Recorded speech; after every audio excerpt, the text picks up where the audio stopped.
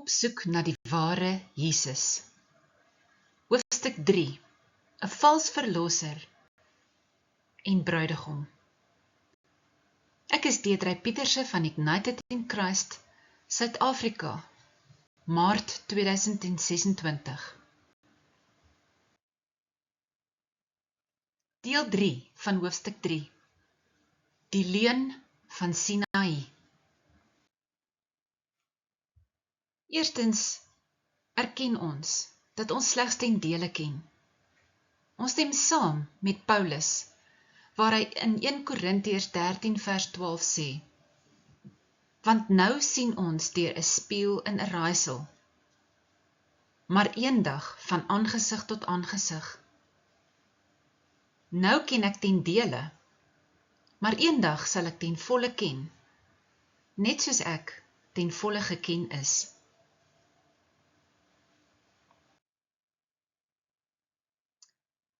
Godsdienstige dogma.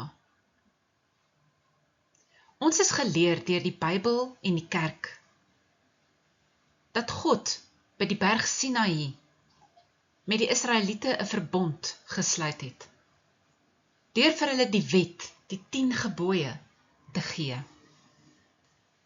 bekend as die ou verbond, en dat die nuwe verbond, moontlik gemaak deur die bloed van Jesus Christus, hierdie ou verbond vervang het, vir diegene wat in Jesus Christus glo.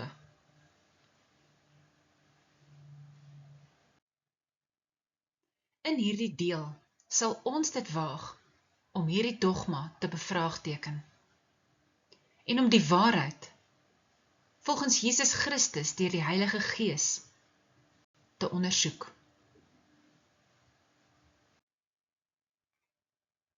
Waarom is hierdie ondersoek belangrik? Moet ons nie maar net bloot leef in die wete dat Jesus Christus vir ons gesterf het en dat hy uit die dood opgestaan het en dat ons vrygemaak is en nou onder die nuwe verbond van Jesus Christus leef nie.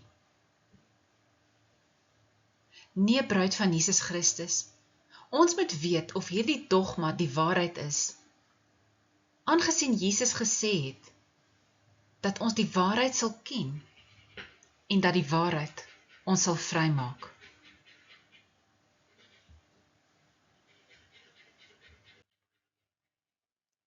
As Jesus gesê het dat die waarheid ons sal vrymaak, dan, by implikasie, beteken dit dat die leuns of dogma van die vyand ons bind. Ons weet dat dit die vyand is wat ons wil bind, as gelowiges in Jesus Christus, en die manier waarop hy dit probeer doen, is deur ons dogma te laat glo, wat daartoe lei dat ons hom onwetend as 'n vals verlosser, die uittog uit Egipte en 'n vals bruidegom vanuit die wet by Sinaï aanbid. Vanuit die staanspoor is hierdie dogma nie regstegnies korrek of suiwer nie. Daar is 'n massiewe probleem met hierdie dogma, naamlik, ons God, die woord, Jesus Christus, is 'n God van verbond, en 'n verbond is ewig. Waarom sou God 'n ewige verbond by Sinaï sluit, net om sy eie ewige verbond weer later te vervang deur 'n nuwe ewige verbond voor te stel? In die ware karakter van ons regverdige verbondsgod Jesus Christus, maak dit tog eenvoudig net nie sin nie.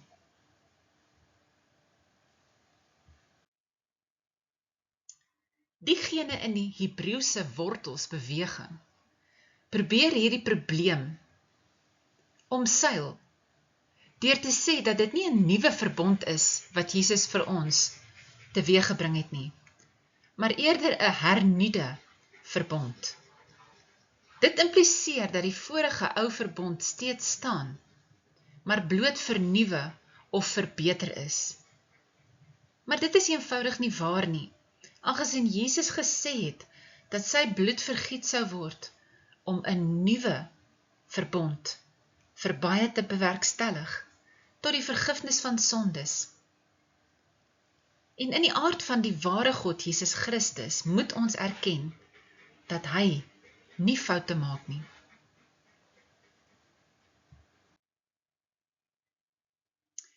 Nou kom ons kyk net eers na die tekens in die woestyn, wat aan die Israeliete gegee is, wat alles 'n heenwysing na Jesus Christus was. Maar bruid van Jesus Christus, ons wil benadruk, u moet nie outomaties dink 'n heenwysing na Jesus Christus beteken dat Jesus Christus, die ware God, die teken gegee het nie. 'n Ou moet tussen hierdie twee dinge onderskei. Wie is die outeur van die teken? Hoewel dit tog ook 'n heenwysing na Jesus is. So die eerste teken waarna ons gekyk is die teken van die bitter water wat soet geword het in die woestyn. Die waters van Mara was bitter. En toe Moses 'n boom daarin gooi, word die waters soet.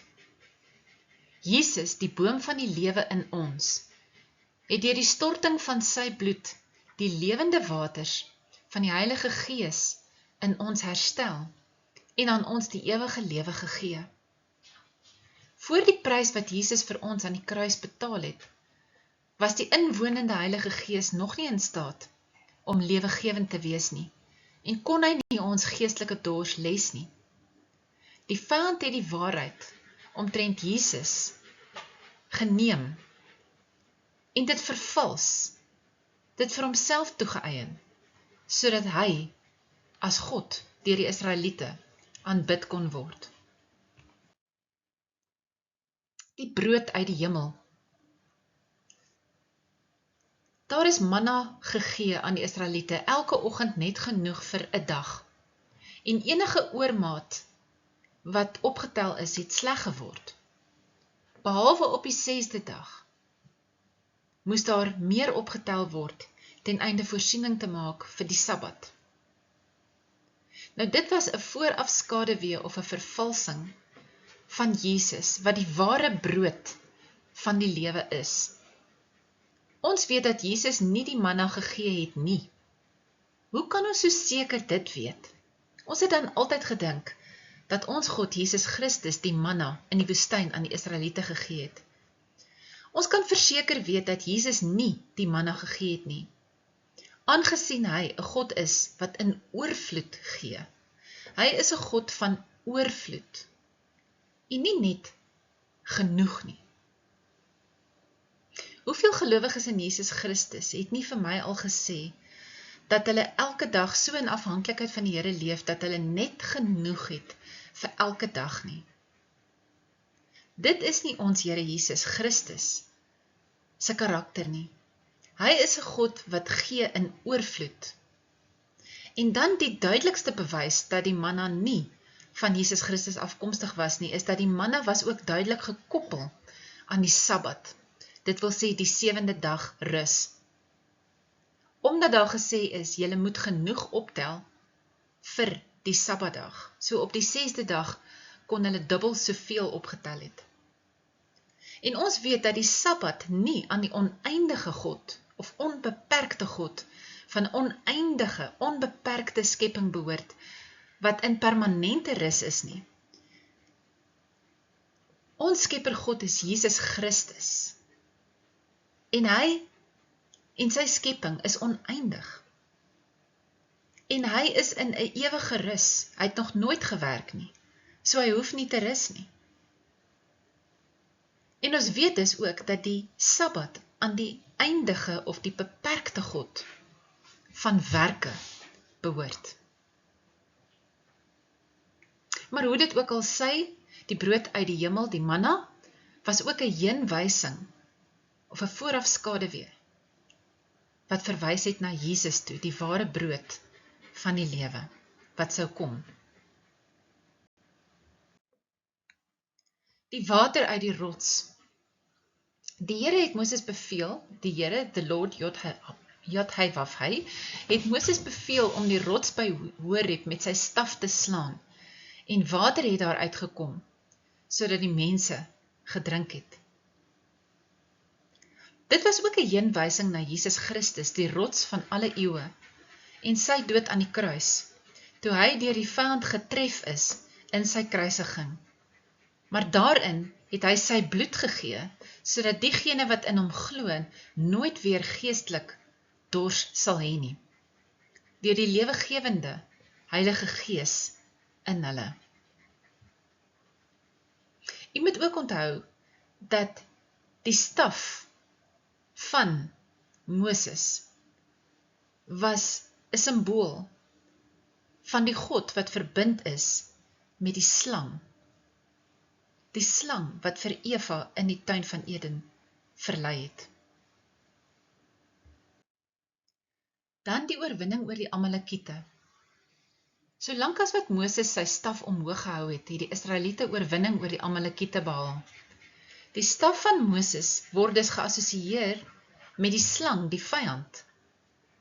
Die vyand is 'n God van bloedvergieting en oorlog, en ons sien dit ook nou weer eens in die tyd waarin ons leef, met die oorloë wat reg rondom ons uitbreek, en waarin die sogenaamde volk van God, en ek sê sogenaamde, sentraal staan in van die grootste oorloë. Jesus Christus het nie eers die feit goedgekeur dat Petrus Malchus se oor afgekap het op die vooraand van sy arrestasie nie, en het vir Petrus beveel om sy swaard terug te sit in sy skede, en hy het gesê, sit jou swaard in sy plek terug, want almal wat die swaard neem, sal deur die swaard vergaan.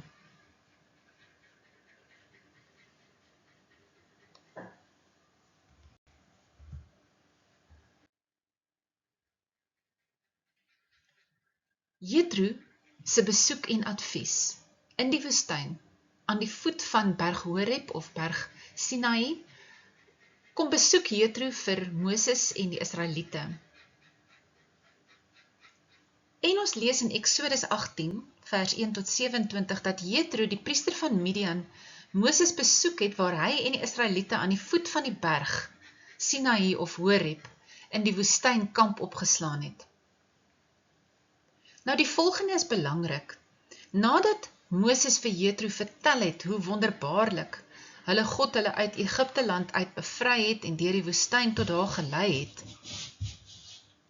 Jethro gesê in vers 11, nou weet ek dat die Here, dit is Jod-Heh-Waf-Heh, the Lord, groter is as al die gode. Nou bruid van Jesus Christus, wat Jethro hier sê, kom neer op polytheïsme. Polytheïsme beteken, dit is 'n geloof waar meer as een God erken en aanbid word. Want Jethro sê, hierdie God van Israel, hierdie Here is groter as al die gode. Daarmee erken hy dat daar meer gode as een is. En Moses en Aaron en al die ouderlinge van Israel het aan die God van Jethro geoffer en deelgeneem aan die heidense ritueel van brood en wyn. Ek het nou maar gesê in hakkies en wyn, mens weet nie wat het hulle saam met die brood geneem nie.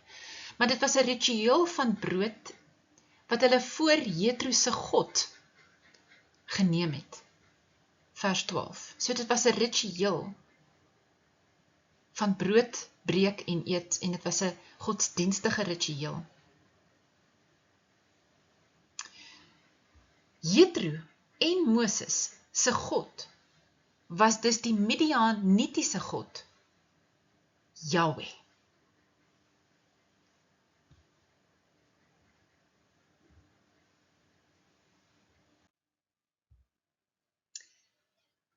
Ons lees in Exodus 19 vers 3 dat Moses moes die berg opgaan en dat die Here hom van die berg af geroep het.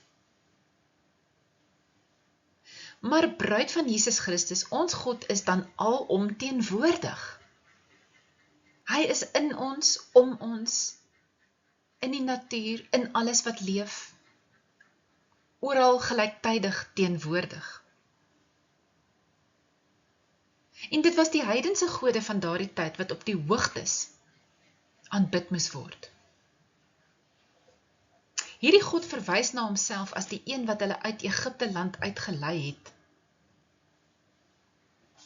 Maar in hoofstuk 3, deel 2 het ons dan geleer dat dit nie ons God, Jesus Christus was, wat die Israeliete deur middel van pla en die dood van die eersgeborenes uit Egipte uitgelei het nie.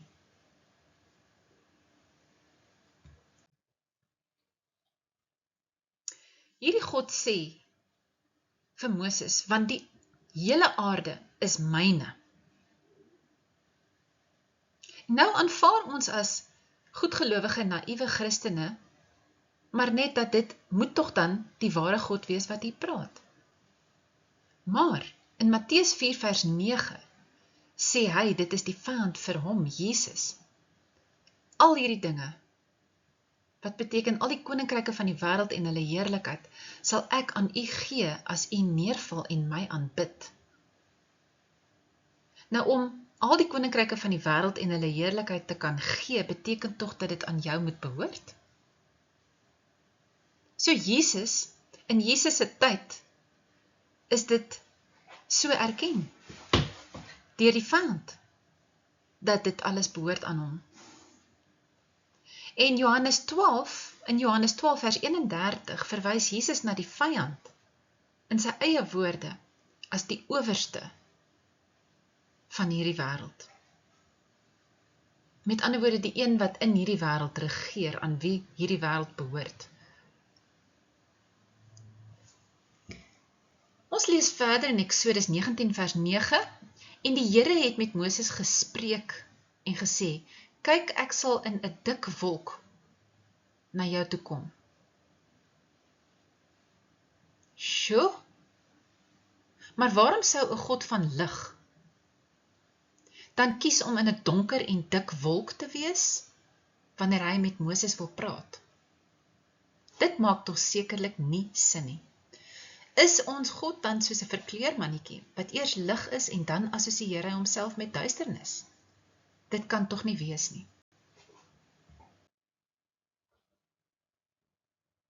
Ons lees ook verder in Eksodus 19 vers 12 en 13, dat hier God sê, elkeen wat die berg aanraak, moet sekerlik gedood word. Geen hand mag hom aanraak nie, maar hy moet sekerlik gestenig of sekerlik met 'n pyl geskiet word. Of dit 'n dier of 'n mens is, hy mag nie lewe nie. Met ander woorde, enige een wat selfs aan die berg Sinaï of dan 'n Horeb, wat dieselfde is, Horeb en Sinaï is presies dieselfde berg, wat dit sou aanraak in hierdie tyd wat Moses nou met God besig is, dan moet hulle sterf. So hierdie God boesem vrees in en dreig dat diegene wat die berg aanraak sal sterf. So ons moet 'n belangrike afleiding hier maak, bruid van Jesus Christus, dat dit dus 'n God van vrees is en van die dood, en nie 'n God van vrede en liefde nie, en van die lewe nie.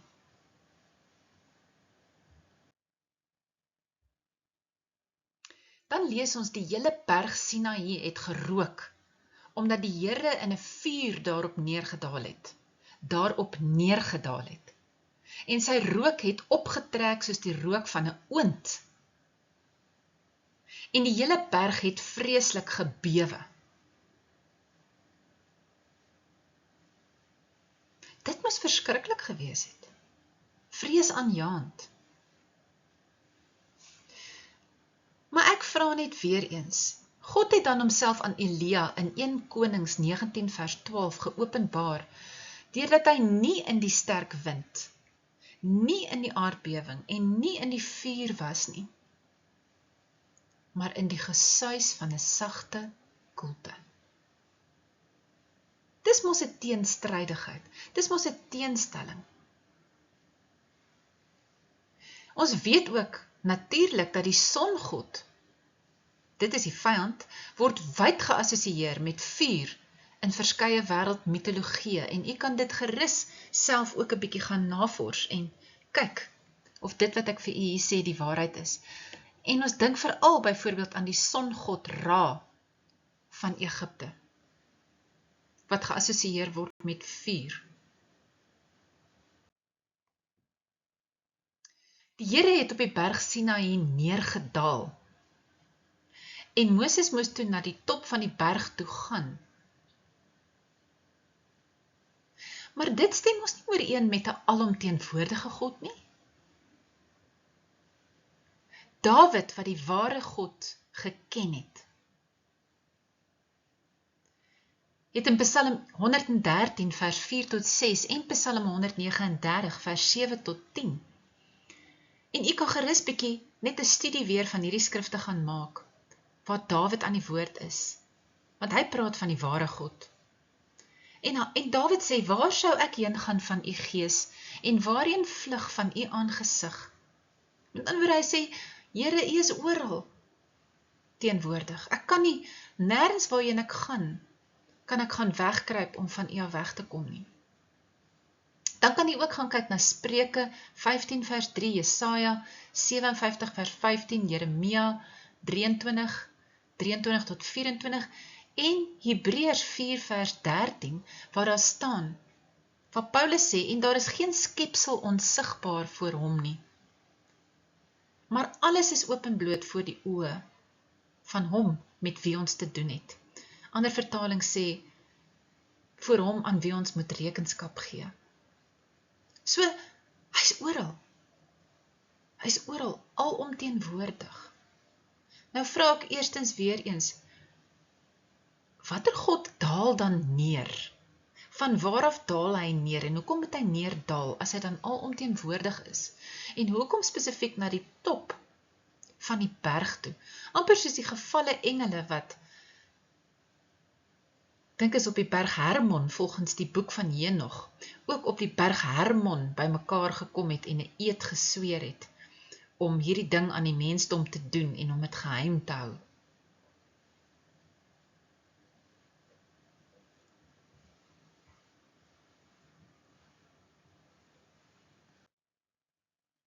'n God wat in woede na Moses toe skree, en hier kan mens gaan kyk na die New King James Version, wat baie mense mos beweer, dit is die getrouste aan die oorspronklike geskrifte. Let wel ek sê beweer, want daar staan in Engels, away, uitroepteken. Met ander woorde, hierdie God skree vir Moses, weg met jou. En hy waarsku dat hy sal losbreek teen die wat dit sou waag om die berg op te kom. Dit stem eenvoudig net nie ooreen met die God van liefde, van wie ons lees in Psalm 103 vers 8 nie. Weereens, Dawid aan die woord wat sê, barmhartig en genadig is die Here, lankmoedig en groot van goedertierenheid. U kan ook na die ander skrifte gaan kyk, wat ek daar in hakkies vir u noem. Kyk gerus daarna, pause die video net hier dan, en kyk hier eers daarna, want dit verryk ons om te sien hoe die ware God se aard so die teenoorgestelde is van dit wat Moses by die berg Sinaï beleef het. Ons lees maar Moses het nader gegaan na die wolke donkerheid. Dit is die ou vertaling 33 wat sê, Moses het nader gegaan na die wolke donkerheid waar God was. Sjoe man, ons God is nie 'n God van duisternis nie, maar van lig. Johannes 1 vers 5, 1 Petrus 2 vers 9. U moet bietjie nou, bruid van Jesus Christus, vir eens vir altyd kies wat u gaan glo. U moet kies, is ons God 'n God van lig, waarvan die apostels getuig, en waarvan Jesus self getuig? Of is hy 'n God van wolke donkerheid? Inteendeel, ons weet dat die vyand is 'n God van duisternis. Ons lees dat Paulus sê in Efesiërs 6 vers 12, want ons worstelstryd is nie teen vlees en bloed nie, maar teen die owerhede, teen die magte, teen die wêreldheersers van die duisternis van hierdie eeu. En dan sê Paulus, wat is hierdie wêreldheersers van duisternis? Dit is die bose geeste in die lig. Hulle heers in duisternis. Aan hulle behoort die duisternis.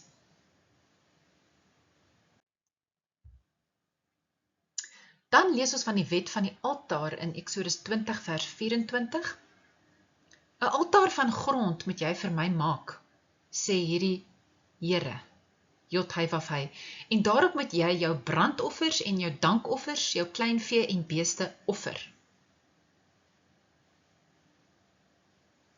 Maar ons God Jesus Christus is nie 'n God van brandoffer en bloedoffer nie.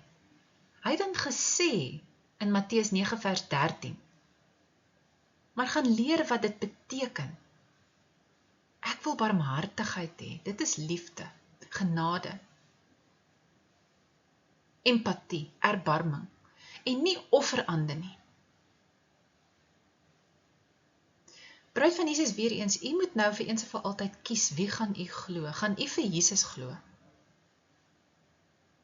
Of gaan u vir hierdie God van die Ou Testament, van die berg Sinaï glo? Wat sê hy vind behaag in brandoffers? Wie is u God? U sal moet kies. Want dit kan nie beide wees nie. En in Psalm 51 vers 19 sê Dawid weer eens, Dawid wat die ware God se hart verstaan en geken het. Dawid sê die offers van God is 'n gebroke gees, 'n gebroke en 'n verslae hart. Met ander woorde, wat beteken dit? Dat jy moet jammer wees oor jou sondige aard, dat jy om vergifnis moet vra, en dat jy werklik moet soek daarna om van jou sonde bevry te word. 'n gebroke gees, iemand wat weet dat hulle 'n sondige mens is, dat hulle nie hulle self kan red nie, en dat hulle Jesus nodig het. Nou kom ons by die 10 gebooie, en ek wil hê jy moet ook bietjie mooi luister na die woord gebooie. Wat is 'n boei? 'n boei? 'n boei is iets wat jou aftrek, wat jou vashou, wat soos 'n ysterbal om jou enkels is. Ok, 10 gebooie in Eksodus 20 vers 1 tot 17 lees ons daarvan, en ons begin by vers 1. En hier kondig hierdie God aan, wie is hy? Wie is die God van die 10 gebooie? Hy sê, ek is die Here, Jod, hy, waf, hy, the Lord. Jou God wat jou uit Egipte land uit die slawehuis uitgelei het. Die vyand identifiseer en kondig homself aan hierso as die outeur van die 10 gebooie. Hoe kan ons so iets sê? Ek kan dit sê, want dit is duidelik dat dit dieselfde God is wat die Israeliete uit Egipte uitgelei het, deur middel van plaae en die doodmaak van onskuldige eersgeborenes. Dit is die loosvloek. Die God van die loosvloek is die outeur van die 10 gebooie. En hy gee dan nou hierdie 10 gebooie, die wet, aan die Israeliete. Kan u sien, bruid van Jesus, dat as ons net bietjie wil dink, met die verstand wat Jesus Christus vir ons gegee het, hoe duidelik word dit, en hoe val die skille eintlik van ons oë af.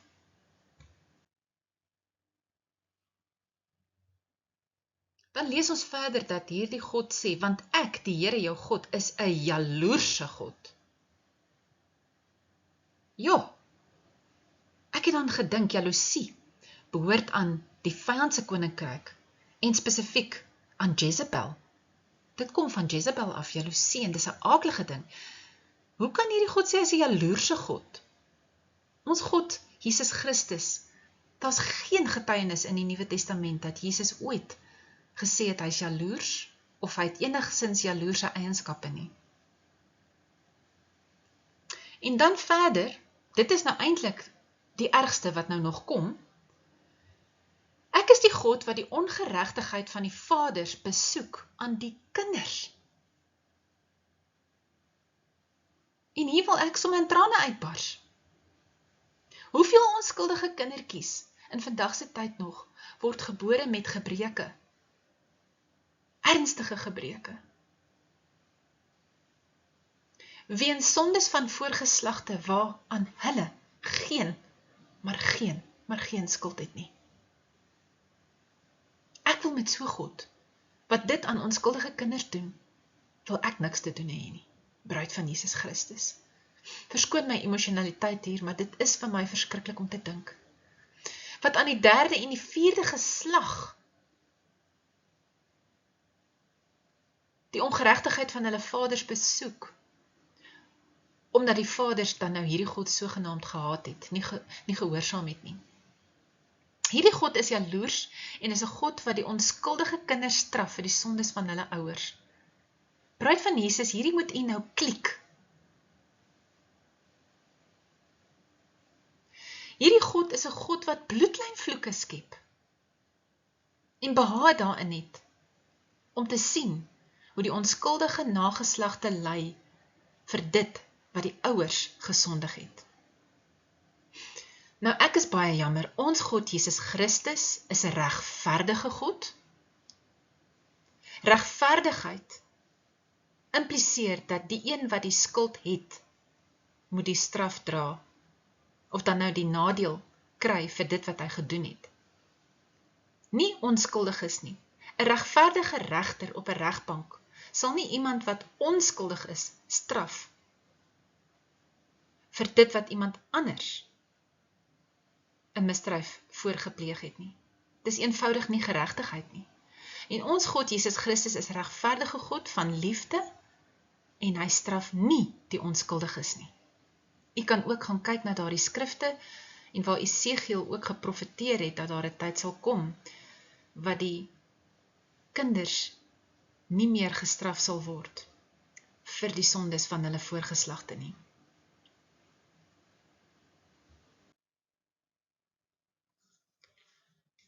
Dan, in vers 8 tot 11 lees ons, dat hierdie God sê, gedenk die Sabbatdag, dat jy dit heilig. Nou baie belangrik, en dit het ons al geleer in die vorige lering, in deel 2 van hoofstuk 3, die Sabbat behoort aan die vals skepper God, wat sy koninkryk in die mens, dit is die 7 chakras en die ontwerp van die boom van kennis van goed en kwaad, in 6 dae, dit is die 6 chakras geskep het, en op die 7de dag, die 7de chakra, rus hy na sy werk, want dan is daar ten volle enlightenment, want dan het hy klaar gewerk, dan is die ontwerp van Satan in die mens tot volle verwesenliking gebring. Dit is die werk wat Satan in die mens kom doen het, deur sy saad, deur die sondeval in die mens te plaas. Dit is waar die Sabbat vandaan kom. En u kan gerus kyk na daardie prentjie wat ek vir u daar ingesit het, wat wys die Satan se boom van kennis van goed en kwaad, met die 7 chakras, en waar die saad lê in die sakrum, of van waar dit dan nou begin, en opgaan deur die 7 chakras tot by die kroonchakra, waar daar dan ten volle enlightenment of verligting is, en dan is die slangse gees, die gees van die antichrist, die kundalini in die mens, het dan tot volle ontwaking gekom. Dit is Satan se werk, waarna hy daar verwys, wat hy geskep het in die mens. Dit is kabbalisme. Dit is die dieper kennis op die diepste vlak van kabbalisme, waarvan daar gepraat word in Genesis by die skepingsverhaal. Gedenk die Sabbatdag dat jy dit heilig. Ons God is nie 'n God van werke nie, maar van ewige rus. Ons God Jesus Christus het nog nooit gewerk nie, want hy hoef nie te werk nie. Ons God skep moeiteloos deur die krag van sy lewegewende gees wat lewe gee aan alles wat leef. Hy skep nog steeds, let wel, moeiteloos, aangesien sy oneindige skepping steeds uitbrei.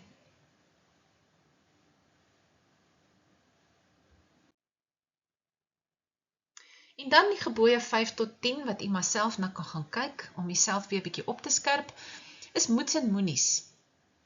Jy mag nie moord pleeg nie, jy mag nie begeer nie, jy mag nie steel nie.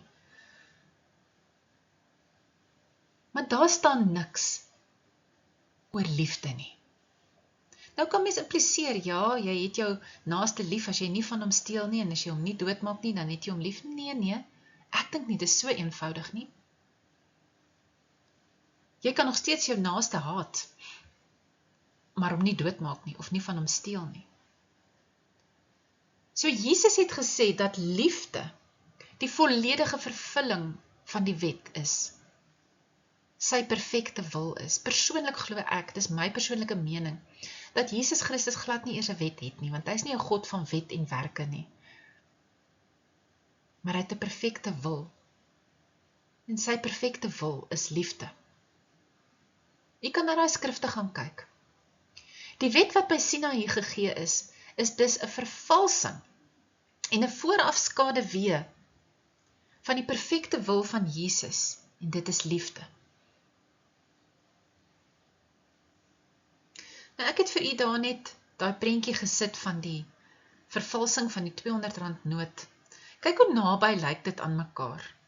En as jy vinnig kyk, gaan jy dink dis dieselfde. Nou dit is presies wat die vyand doen. Hy vat dit wat eg is, dit wat van Jesus afkom, wat aan hom behoort. En hy vervals dit, dat dit so naby is aan die oorspronklike, dat dit vir jou mislei om te dink dat dit wel die oorspronklike is. Maar dit is nie. Ons het altyd, ek dink nou terug aan 'n voorbeeld wat ons gebruik het in die bediening, altyd nog toe ons in die bediening van genesing en bevryding was, het ons altyd gesê, die vyand werk so, as 'n rugby speler die bal pale toe skop om hom oor te skop, en hy tref een van die regop pale, en die bal reflekteer dan verby, buite om die pale om, is die skop oor. En dan almal gesê, nee, hy is nie oor nie, hy is mis. Want ons gesê, nou daar sy, so doen die vyand, dit is so naby aan die waarheid. Maar steeds is dit tog nie die waarheid nie.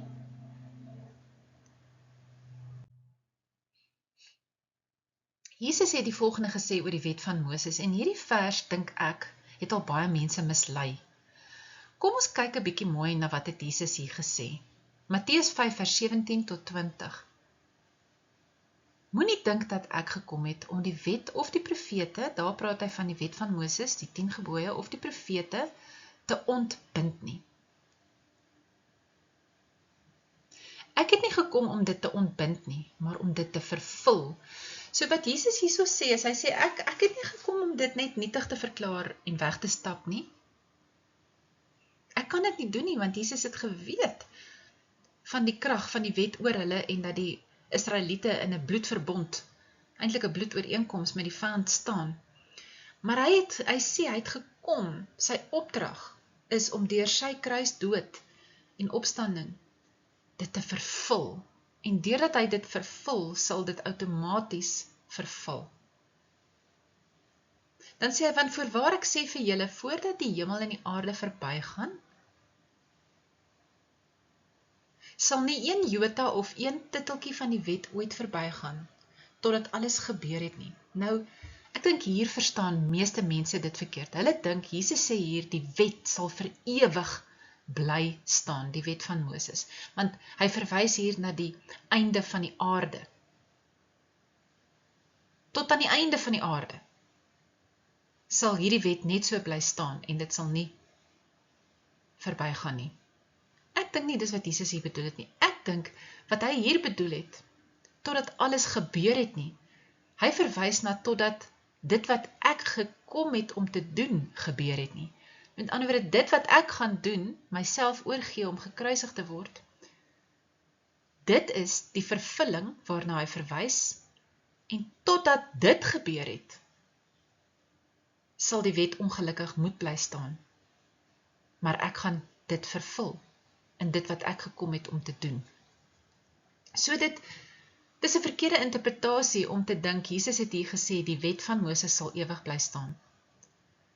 En dan sê hy, elkeen dus wat een van die minste van hierdie gebooie breek en die mense so leer, sal die minste genoem word in die koninkryk van die hemele. Nou ons moet dit net weer eens sien in die konteks van sy tyd. Hy het gepraat van die tyd voor sy dood en opstanding.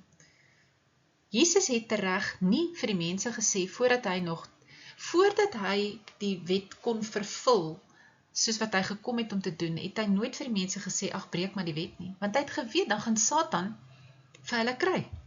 Want hulle staan in 'n ooreenkoms met hom. Hulle gaan gestraf word, hulle gaan die dood kry.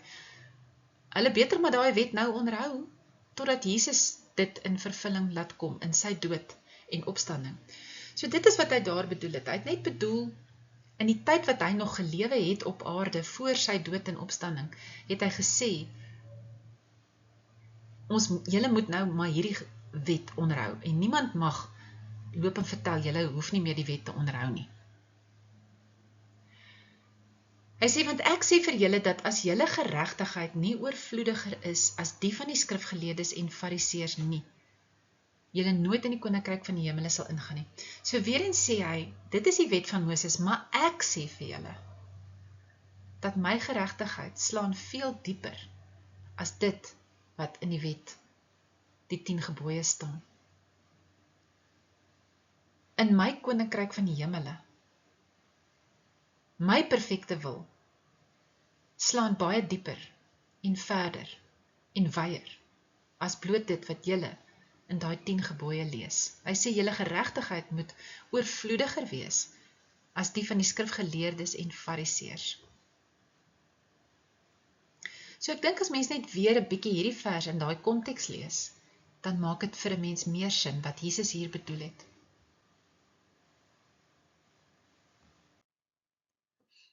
Dan Jesus oor die wet van Moses. Hy sê dan ook in Matteus 5 vers 21 tot 22, julle het gehoor dat aan die mense van die ou tyd gesê is, dis nou in die tyd van Moses, jy mag nie doodslaan nie, dit is die wet nie. Maar ek sê vir julle, sien julle, hy sê elke keer, dis die wet met wet van Moses sê, dan stel hy dit teenoor wat hy sê, dan sê hy, maar ek sê vir julle, dat elkeen wat vir sy broeder sonder rede kwaad is, verantwoording moet doen voor die gereg. So Jesus, en dit gaan weer eens oor sy perfekte wil van liefde.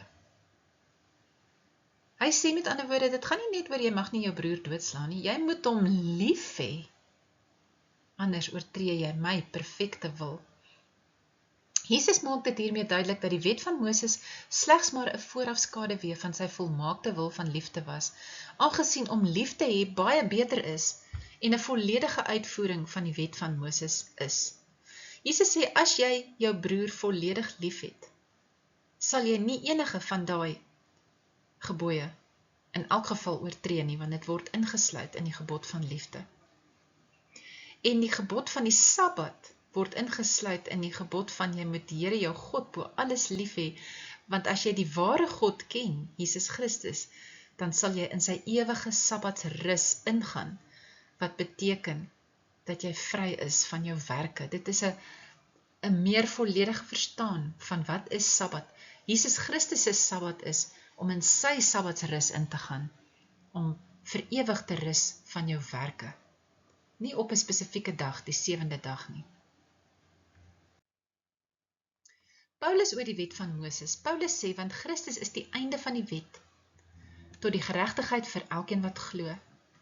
Die wet van Moses was dus slegs 'n voorafskaduwee van die perfekte wil van liefde wat Jesus sou bring, en was dus 'n vervalsing van die waarheid.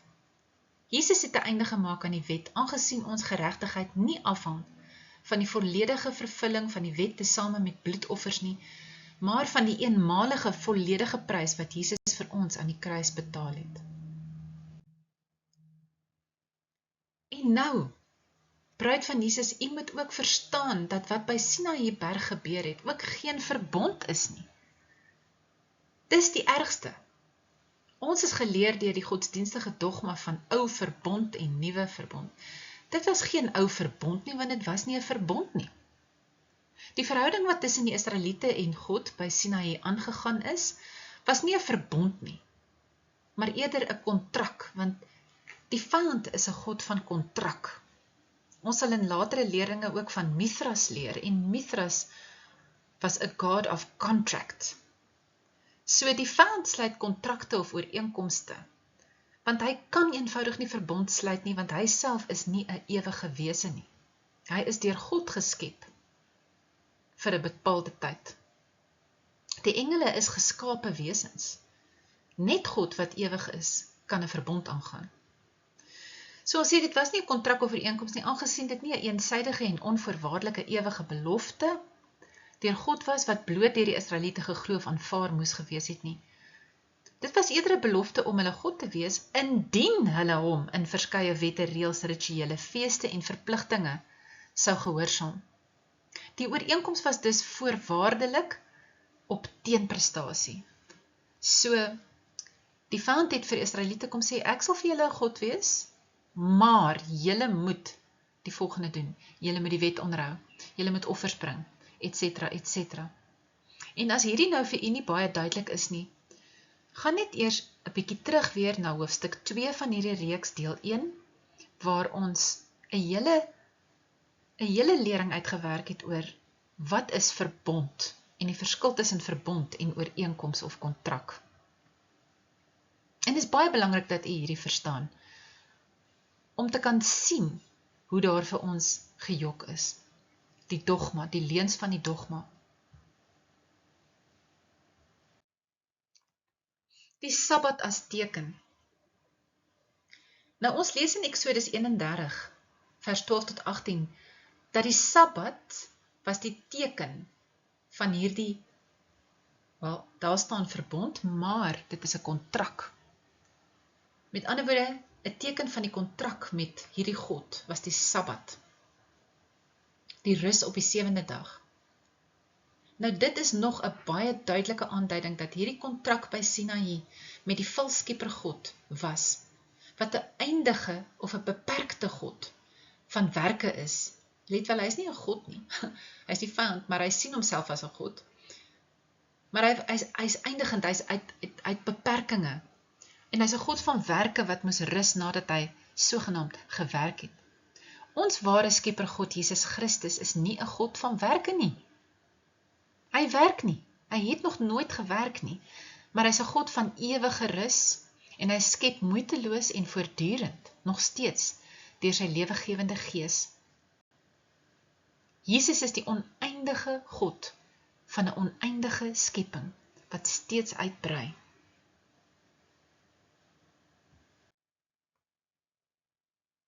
Die vyand vervals ten einde aanbidding te steel. Dit is die hele doel. Hoekom hy so vervals? Die vyand kan nie skep nie, maar hy kan slegs namaak of vervals. Alles wat God is en doen, vervals die vyand, ten einde die bruid van Jesus Christus te mislei om hom te om hom te volg en hom te aanbid. Hy wil dus die aanbidding steel wat aan Jesus Christus toekom, ten einde die mensdom te mislei. En ons noem die bruid van die antichrist 'n hoerbruid. Hosea 4 vers 12. Want die gees van hoerery het hulle verlei, en deur hulle hoerery het hulle van hulle God afvallig geword. En geen wonder nie, sê Paulus in 2 Korintiërs 11 vers 14, want die Satan self verander hom in 'n engel van die lig.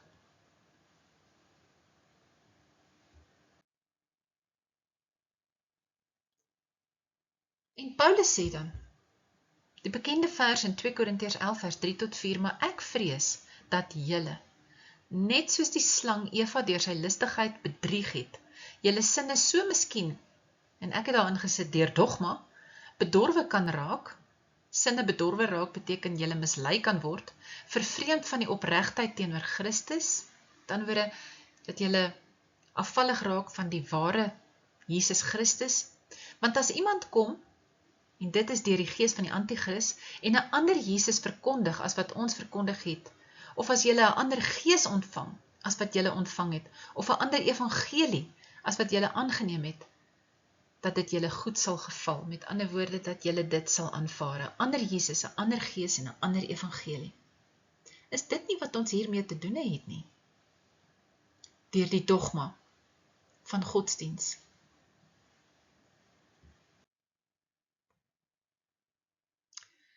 Beteken dit dat die 10 gebooie nie die wet van God, Jesus Christus is nie? Ek wil dit eintlik herfraseer. Beteken dit dat die 10 gebooie nie die volmaakte wil van Jesus Christus is nie? En ek wil vir u sê, bruid van Jesus, ja. Die 10 gebooie is 'n vervalsing van die perfekte wil van die ware God. Die vyand kan nie skep nie, hy kan bloot vervals wat aan God behoort en dit as sy eie tentoonstel. Die wet was bloot 'n vooraf skaduwee van die perfekte wil van liefde van die ware God, Jesus Christus.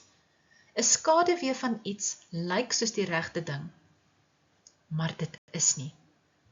Dit bly bloot 'n skaduwee. 'n Wet maak iets 'n strafbare oortreding. Het u al ooit so daaraan gedink? bruid van Jesus Christus, dat sonder 'n wet is daar geen strafbare oortreding nie, en is daar dus geen skuld nie.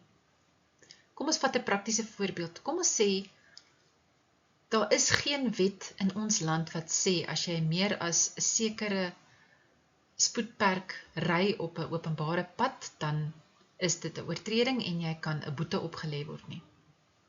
Kom ons sê, daar's geen sulke regulasies of wette nie. Sou 'n verkeerskonstabel u dan kon voorkeer op die pad en sê u ry te vinnig en hy gaan nou vir u 'n boete skryf? Nee, want dis nie 'n oortreding nie, want daar's nie 'n wet nie. Die wet van Moses het skuld oor die Jode gebring, met ander woorde, en die vyand die reg gegee om hulle met die dood te straf. Bloedoffers was dus nodig. As gevolg van die wet het bloedoffers nodig geword om vir hulle sondes te betaal en om hulle skuld weg te neem. Jesus het in Johannes 5 vers 45 gesê, moenie dink dat ek julle by die Vader sal beskuldig nie. Jesus is nie die aanklaer nie. Maar hy sê, daar is een wat julle beskuldig, oftewel aankla, Moses, op wie julle gehoop het. Dit is die wet van Moses. Die bloed van die diere kon egter nie sonde wegwas nie. Paulus sê in Hebreërs 10 vers 4, dat dit nie moontlik is dat die bloed van bulle en bokke sondes kan wegneem nie. Daarom het die wet die vyand die reg gegee om die sondes en ongeregtighede van die Israeliete aan hulle onskuldige kinders te besoek en daardeur bloedlynvloeke teweeg te bring. Let wel, en hierdie moet u verstaan. Let wel. Indien u steeds glo dat die 10 gebooie deur die ware God, Jesus Christus, gegee is as deel van sy ou verbond, sal dit die vyand die reg gee om steeds bloedlynvloeke oor jou lewe en jou kinders te bring en in stand te hou.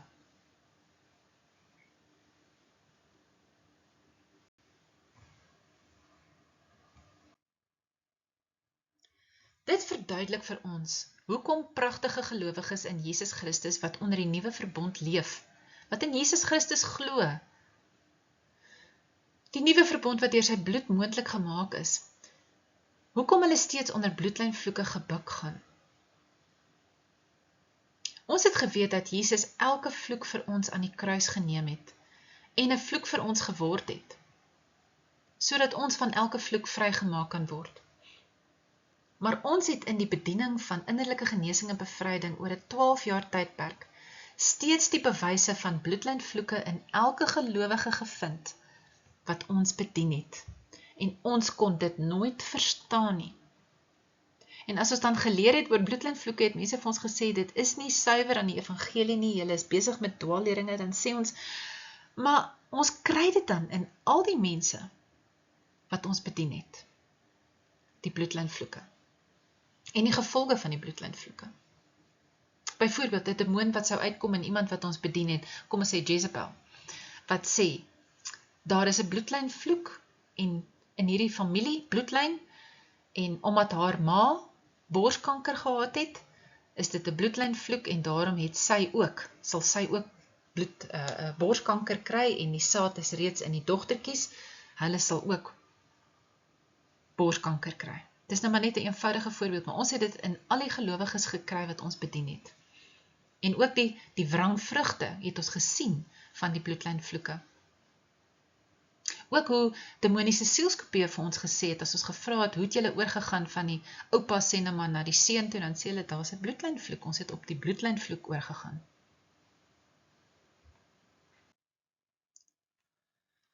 Solank die Israeliete die wet nagekom het, was hulle veilig en beskermd. Maar die oomblik wat hulle die wet oortree het, met ander woorde gesondig het, moes hulle na die priester toe gaan, oor en oor en oor en oor, vir skulderkenning en vergifnis as ook 'n bloedoffer. Bloedoffers was ook 'n heenwysing na Jesus Christus en die prys wat hy as die sondelose lam van God vir ons aan die kruis sou betaal. Jesus het homself gegee as die uiteindelike bloedoffer aan die kruis om die vloek van sonde en dood, van die sondeval afkomstig, oor ons vir altyd te breek. En nou 'n belangrike ding wat ons moet verstaan, bruid van Jesus Christus. As jy nie 'n Jood in Judaïsme is nie, is die 10 gebooie en die kontrak wat die vyand by Sinaï met die Jode gesluit het, nie veronderstel gewees om enige iets met jou te doen te hê nie.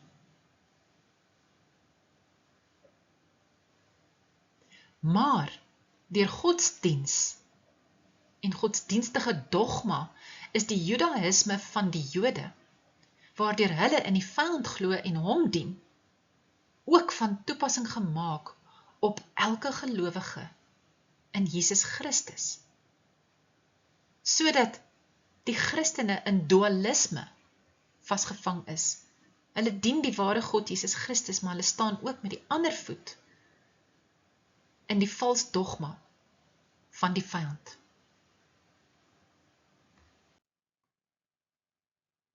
Jesus het nooit na die wet verwys as sy wet nie.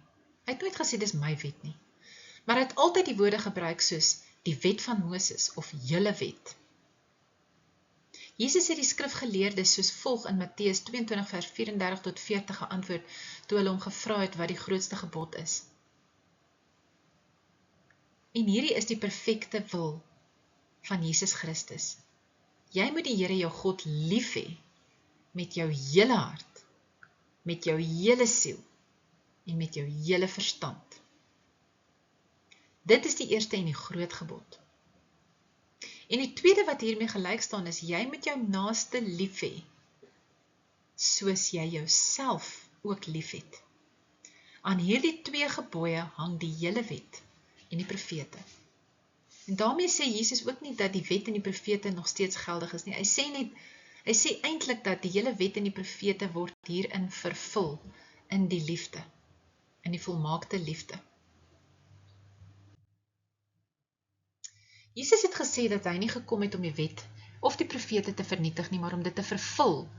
Om iets te vervul beteken om dit oorbodig te verklaar. Jesus het die wet nietig verklaar deur die klagstaat teen ons, wat die vyand het die klagstaat geskryf. Onthou, hy is die aanklaer. Deur hierdie klagstaat aan die kruis vas te spyker en deur die uiteindelike bloedoffer vir ons sondes aan die kruis te wees. Hy het ons verlos deur ons onskuld terug te koop, wat met die sondeval verlore gegaan het. Ons regverdiging voor God, voor Jesus, kom nou nie meer deur te probeer om enigsins 'n wet te probeer onderhou nie, maar deur sy bloed.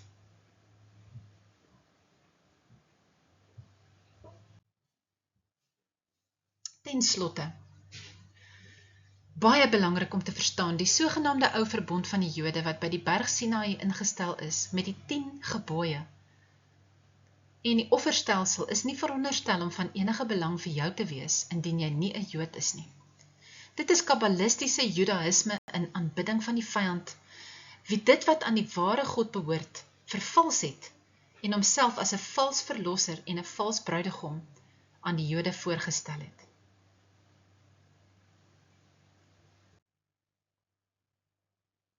Die 10 gebooie kom ooreen met die 10 seferot. Dit is die energiesentra van die kabbalistiese boom van goed en kwaad. Dit is die vyand in ons vanuit die saad van Satan. Nou, iets wat u hier ook moet verstaan is, dat as jy dink jy moet nog die 10 gebooie onderhou en jy glo byvoorbeeld in die Sabbat, etc., dan gee dit die Kundalini, die gees van die Antichrist, in jou krag. En die vyand se koninkryk in jou word op hierdie manier versterk. Jesus het aan die kruis gesterf om ons vry te maak van die vloek van sonde en dood, wat alle mense van die sondeval geërf het. As gevolg van wat tydens die sondeval gebeur het die vyand die reg verkry om die mens voor die troon van God aan te kla deur te argumenteer dat die mens die ewige dood verdien. Jesus het daardie skuld en straf vir ons sonde op homself geneem en in ons plek aan die kruis gesterf. Sy bloed het die ewige prys betaal op die altaar van die vyand om ons vryheid te koop.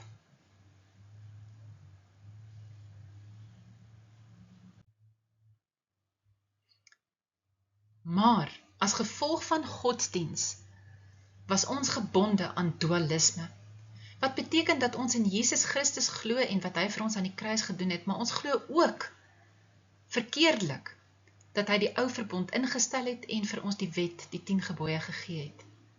Hierdie foutiewe oortuiging as gevolg van godsdiens en die Bybel gee die vyand die reg om die vloek van die wet oor ons as gelowiges lewend te hou, wat daartoe lei dat die volle kabbalistiese krag van die 10 gebooie steeds mag oor ons het en ons bind, insluitend bloedlyn vloeke.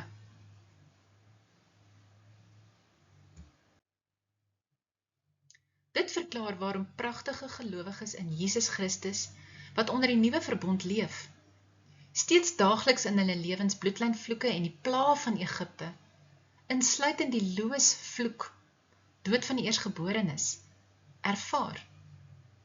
Dink maar aan stilgeboortes, dink maar aan miskrame, dink maar aan eersgebore kinders wat in vratsongelukke sterf, etc., etc. En die pla van Egipte. Dink maar byvoorbeeld ook nou aan die bek en klou seer, pes onder die vee. Dit is oop deure in die lewens van gelowiges in Jesus Christus, indien hulle hierdie dogma glo, wat die vyand die reg gee om dit oor hulle te bring. En dan, baie gelowiges in Jesus Christus sukkel ook met armoede en finansiële gebrek. Baie mense leef letterlik van maand tot maand in die vrees dat daar nie genoeg gaan wees nie. Maar geen wonder nie, want hulle glo in die God van die Israeliete, wat steel van ander, die Egiptenare, en wat hulle net genoeg gegee het, die Israeliete, in die woestyn, om hulle aan die lewe te hou, en nie in oorvloed, soos wat die ware God, Jesus Christus, doen nie.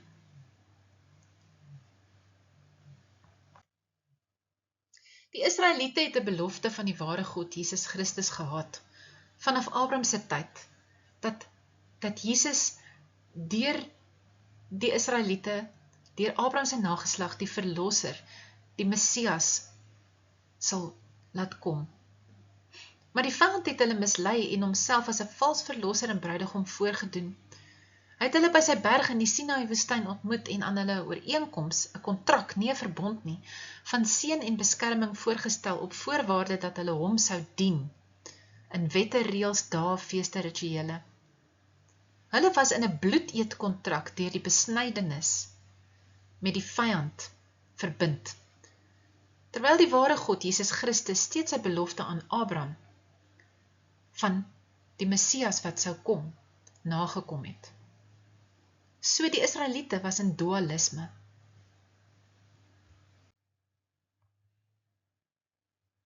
Deur dit alles was Jesus steeds getrou en het ook die God van die Israeliete gebly en ook met hulle gepraat per geleentheid deur Moses sowel as die profete. So is belangrik dat u moet verstaan, bruid van Jesus, ons kan nie nou die Bybel vat en die Ou Testament gaan uitskeer en opskeer nie, of 'n streep deur dit trek nie. Net soos die vyand bemoeienis met die Israeliete gemaak het, was die ware God ook daar, en kyk byvoorbeeld na wat Dawid sê oor die ware God. Daar's dualisme, ons moet gaan onderskei telkens wat kom van die ware God en wat kom nie van hom af nie.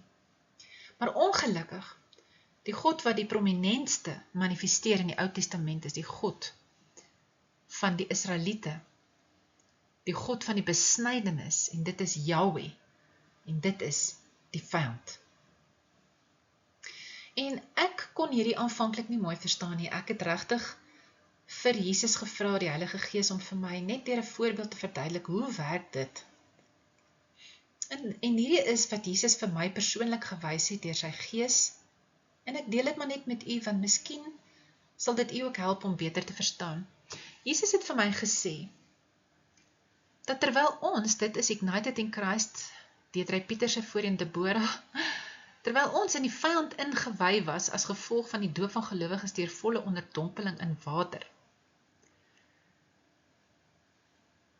het Jesus getrou gebly aan ons, omdat hy ons harte geken het. En hy het geweet, dat ons nie geweet het wat ons doen nie.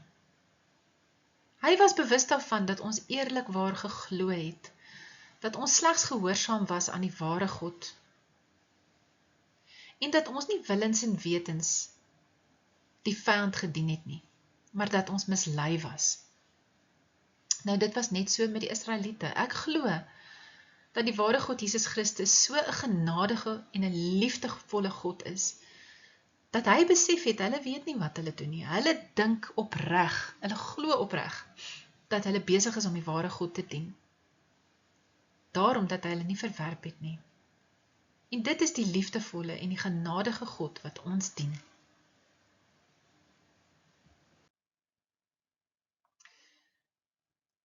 Nou, u mag vra, hoe maak die feit dat ek hierdie waarheid nou ontdek het my vry? As ons glo dat ons God hierdie ou verbond ingestel het, bly dit vir ons ewig. Want onthou, 'n verbond is ewig. En deur godsdiens, die Bybel, het ons onwetend ook die vyand aanbid. En ook aan hom eer gegee. Deur hierdie leuns te glo, het ons die vyand die reg gegee om die volle kabbalistiese krag van die wet, die 10 gebooie, relevant en lewendig oor ons te hou. En onthou, Kabbalah is witchcraft, dit is heksery. Om die waarheid van Jesus Christus te ken, bring ons uit hierdie stuk dualisme uit, en in die volheid van wat Jesus gesterf het, vir ons om te hê, naamlik sy lewe in oorvloed.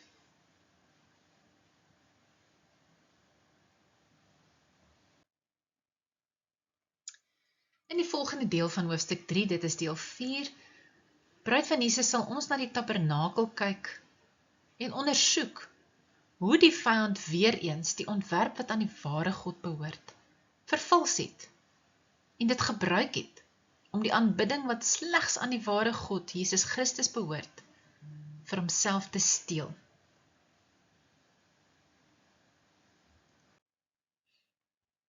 Ons het aan die einde gekom van hierdie lering, die leuen van Sinai, en ek gee weer eens alle eer en heerlikheid vir hierdie lering aan die Heilige Gees van ons Here Jesus Christus, want sonder hom sou hierdie lering nie die lig gesien het nie.